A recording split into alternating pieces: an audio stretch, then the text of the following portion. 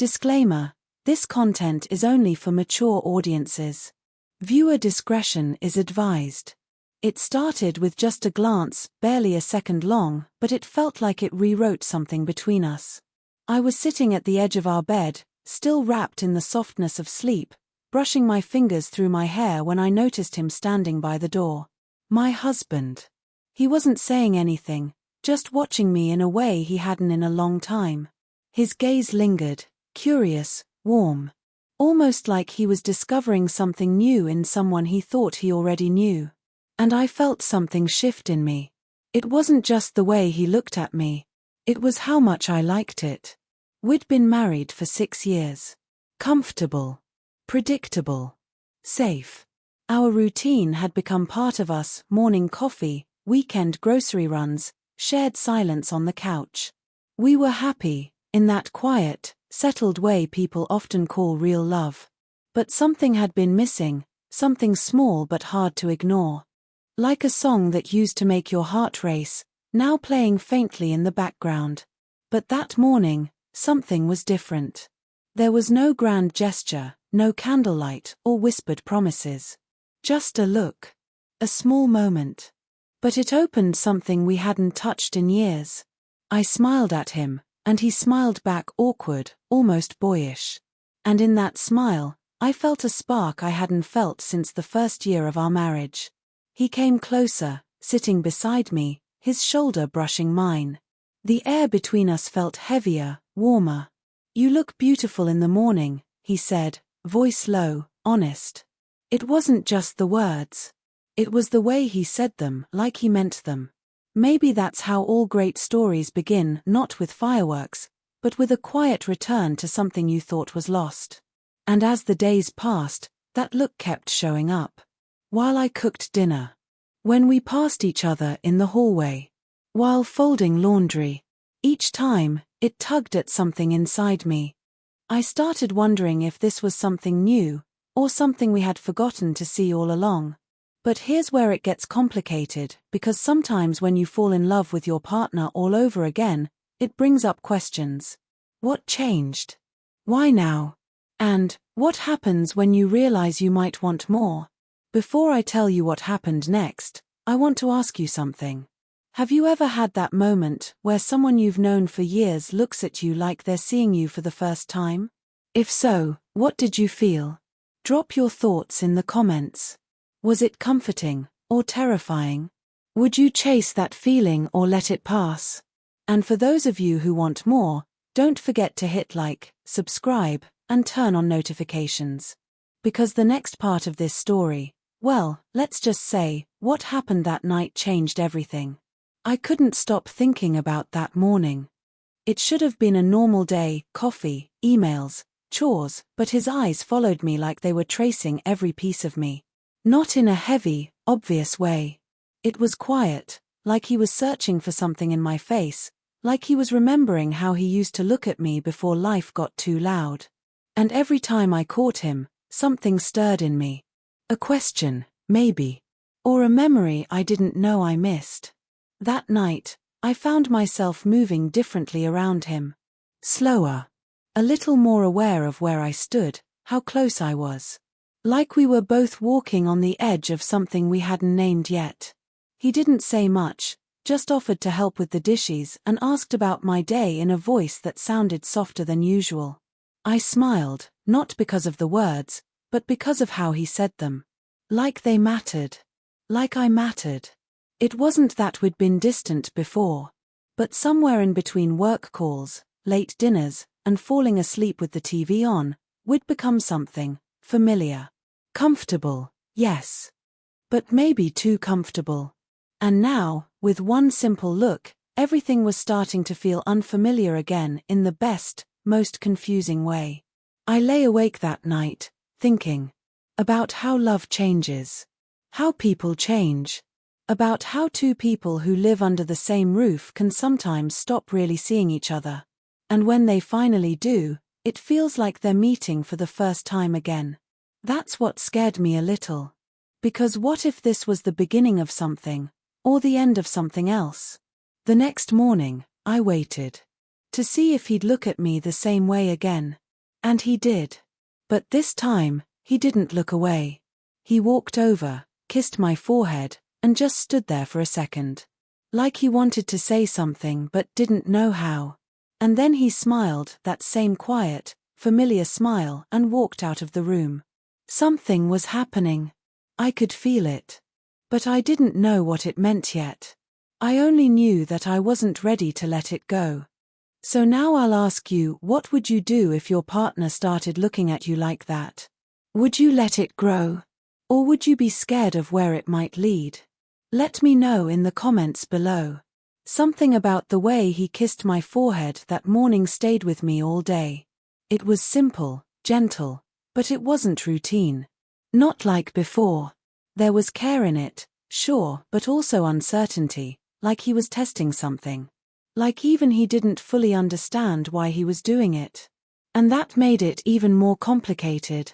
I spent the day trying to make sense of it, trying not to overthink, but the feeling sat in my chest like a quiet ache. Was this him trying to reconnect? Or was it something else, maybe guilt, or a shift in how he saw me?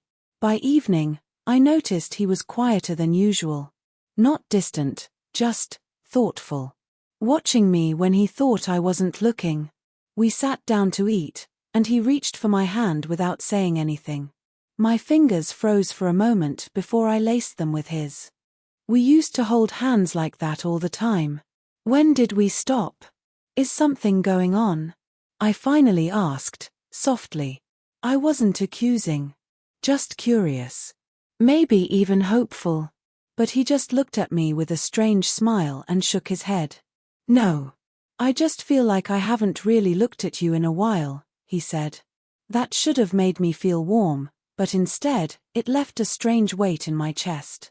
Because while I was happy he was seeing me again, I couldn't help but wonder why now.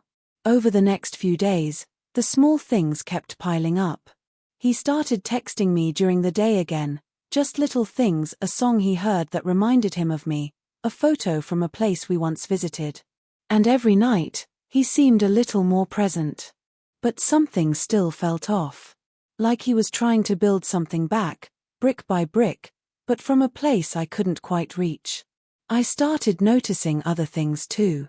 He'd stay up late more often, sitting in the living room with his phone, screen turned away. He said he was watching old basketball highlights, and maybe he was. But there was a part of me that wondered if he was hiding something. Or someone. It scared me to think that just when I was beginning to feel something new, something alive again, I was also starting to feel unsure. Could two things be true at the same time?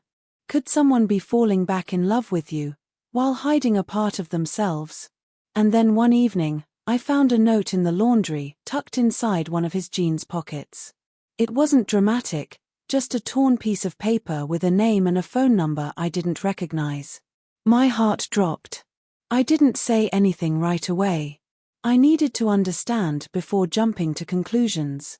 But suddenly, everything felt different. So, what do you think? Is he hiding something? Or is this just part of rediscovering someone after years of being fine? Let me know in the comments. And if you were in my place, would you confront him now or wait? I kept that small piece of paper tucked in my drawer, hidden under old receipts and forgotten to-do lists. I hadn't called the number. I hadn't even searched it. I told myself I needed more time. But the truth was, I was scared of what I might find and even more scared of what it might mean for us. Every time I looked at him, smiling at me over coffee or brushing his hand against mine while passing me the remote, my heart twisted with questions. Was this new tenderness just guilt? Or was it real? I started noticing things I hadn't before. How he double-checked his phone when it buzzed, how he turned away when he took certain calls. How sometimes, in the middle of a laugh, his smile faded too quickly. I began to wonder if I was making it all up in my head. Was I looking too hard for something that wasn't there? Or had I been missing something all along? One night, I couldn't sleep. I kept thinking about how easily someone can change, how love can shift in small, quiet ways that you don't notice until you're standing in a room with someone who feels like both a stranger and someone you can't stop loving. I got out of bed and walked into the living room. The lamp was still on. He was there, sitting on the couch, phone in hand. He didn't see me at first. His face was serious, focused. Then, he looked up and for a second, something passed between us. Something unreadable. He quickly locked his phone and smiled. "You okay?" he asked, patting the space beside him. I nodded but didn't sit. I watched him, the way his fingers fidgeted with the corner of a throw pillow, the way his eyes darted away just a little too fast. I felt a knot form in my throat. "Who's MIA?" I asked. I didn't mean for it to sound like an accusation, but it came out sharp anyway. His eyes widened only for a moment, but that moment said more than words ever could. He opened his mouth, then closed it again. "Why are you asking that?" he said carefully. I didn't answer. I just waited. "So now I'll ask you, if you were me, what would you do? Would you demand the truth? Walk away? Or stay to hear what he has to say? Drop your thoughts in the comments. The next part will change everything." He looked at me like I'd caught him mid-thought, like his mind was somewhere else entirely, and I had just pulled him back too fast. The name hung between us like smoke, thin, but impossible to ignore. He stood up slowly, not defensive, but cautious, like every word he said next might set off a fire he wasn't sure how to put out. "She's a friend from college," he finally said, voice steady but low. "I ran into her at the coffee shop a couple of weeks ago. She's going through some stuff. I was just trying to help." That would have made sense. It should have. But why the secrecy? Why the late-night texts, the careful glances, the way he clutched his phone like it held pieces of him I wasn't allowed to see? I didn't want to accuse him of anything without proof, but my heart was already racing ahead, painting pictures I didn't want to see. I didn't respond. I just stared at him, waiting for the rest of the truth to find its way out. And then it did. "She called me last week," he continued. "Not about us. About her. She's not doing well. I didn't want to worry you." That's when something shifted in me, not relief, but confusion. He wasn't lying. At least, not completely. I could tell by the way his voice trembled ever so slightly. But there was still something he wasn't saying. And the more I thought about it, the more it hit me, this wasn't just about another woman. This was about us. I took a deep breath. "And what about us?" I asked. "Are you just helping her? Or are you running away from something here?" He didn't answer right away. He sat back down, this time with his hands folded, his eyes lowered. "I don't know," he whispered. "Maybe I just missed feeling needed. Or maybe I didn't realize how much we've drifted until I started talking to someone who remembered me before I became this version of myself." That hurt more than anything.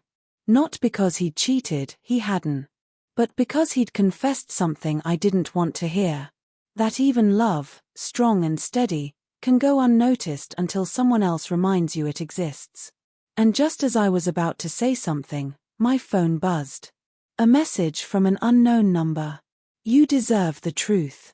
Ask him about the cabin." The blood drained from my face. I looked up at him slowly. "What cabin?" He froze. "So now I need to know, what do you think is going on? Who sent that message? And what cabin could they possibly be talking about?" Drop your theories in the comments below, because everything's about to change.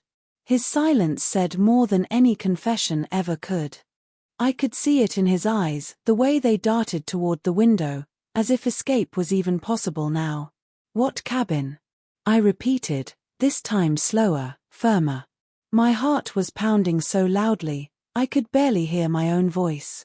He stood up, running a hand through his hair like he was trying to pull the right answer out of thin air. "It's not what you think," he said finally. It's just a place I go to clear my head. I've gone there a few times, alone. You've never mentioned it. Not once in all these years. I didn't want to lie, he said, voice cracking. But I didn't know how to explain needing space when we were supposed to be fine. I felt something cold move through me. Not betrayal. Not exactly. But something worse, distance. The kind you don't come back from. All this time, he'd been slipping away quietly, in tiny steps I hadn't noticed. And now, here we were, two people in the same room, but standing on opposite sides of a truth neither of us could ignore. Did you take her there? I asked, even though I already knew the answer. No, he said quickly. I swear, I didn't. She doesn't even know about it.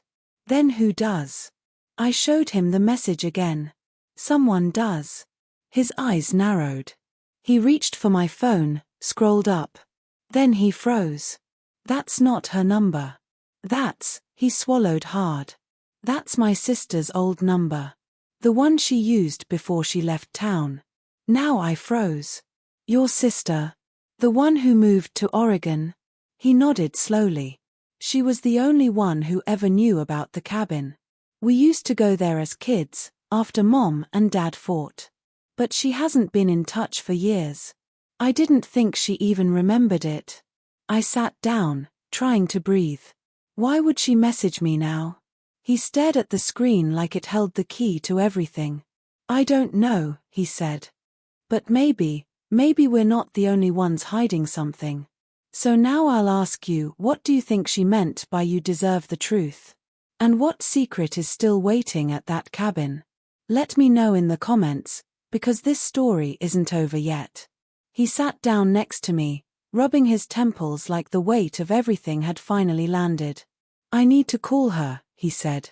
If my sister sent that message, there's more to this than either of us knows. I nodded silently. My mind was still trying to catch up. Turns out the tension between us had been building not just from our own drift, but from a web of history that was now unraveling before our eyes. He found the old number and hit dial. It rang, then went to voicemail. He tried again, then texted, "We need to talk. Now." The response came within seconds. "Go to the cabin. I left something there. You both need to see it." Neither of us spoke. We just looked at each other, knowing we had to go. The drive was long and quiet, winding through old roads and long-forgotten trees. The cabin appeared just as I imagined, tucked away in silence, holding stories in its wooden walls. Inside, on the table, sat a small wooden box. No lock. Just dust and a note beside it. "The truth sets you free." He opened it slowly. Inside were old photos, letters, and a journal, his sister's. Page after page told the story of their childhood, their parents' broken marriage, and a painful secret she had kept. She had fallen in love once, deeply, but their father had forced her to end it. The heartbreak haunted her. And she'd always wondered if her brother was repeating the same pattern, choosing silence over honesty. She'd seen his distance, felt his change, and sent that message not out of malice, but as a desperate attempt to stop the cycle. She never meant to cause chaos. She just wanted him to face the truth before it was too late. We sat in that cabin for hours. No accusations, no yelling. Just quiet truth. And somewhere between those pages and that silence, we began to really talk, not just about us, but about who we'd become. He hadn't cheated. He hadn't lied about love. He had just gotten lost. And maybe, so had I. In the weeks that followed, we slowly rebuilt, not with grand gestures, but with simple honesty. We talked more. Laughed again. Held hands like it meant something. Because it did. And every time he looked at me now, I saw it again, that same look from the beginning. But this time, I knew it came from truth. So what do you think, was it worth saving? Could love really find its way back after nearly falling apart? Tell me in the comments if this ending surprised you, and if you'd want to see a sequel to what happens next.